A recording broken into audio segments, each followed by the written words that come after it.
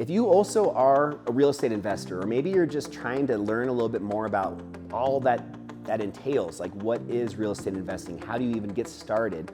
Well, for one, shoot me a message. I would love to share some additional resources that I personally have that I can give you guys for free just to kind of help educate you a little bit on this. But what I also wanted to tell you about is another great website to check out. And this one is called rentometer.com. What's so cool about Rentometer is you can totally use it for free up to, I think it's 5 or 7 uses. You can also just log in from different computers or just different accounts just to kind of keep that freebie going without having to pay for it.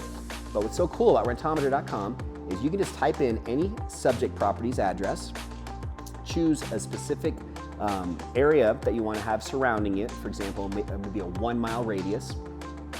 Put in a few other, just very broad filters like the bed and bath, the year the home was built, just some of that kind of stuff.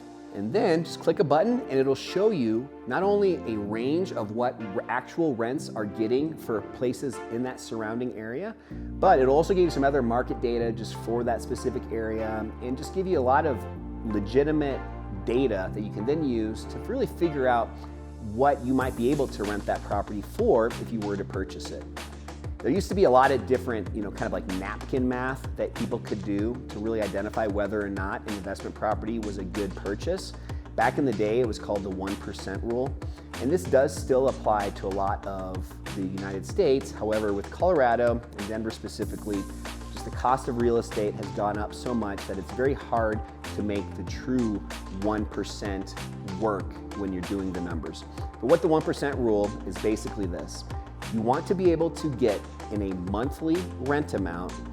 That monthly rent amount needs to be equivalent to about 1% of what you're paying for the property.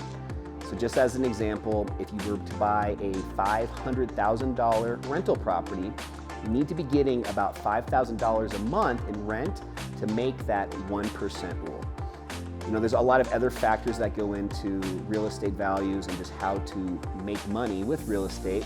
There's things like value add, forced appreciation. There's a lot of different strategies, but the big one that I just wanted to make a point here is that 1% rule a lot of times doesn't work out in Denver, but you can still make a strong investment with a rental property here by just taking advantage of understanding tools such as, again, this rentometer.com and just trying to figure out what really true dollar amount you can get in a monthly rate for a property.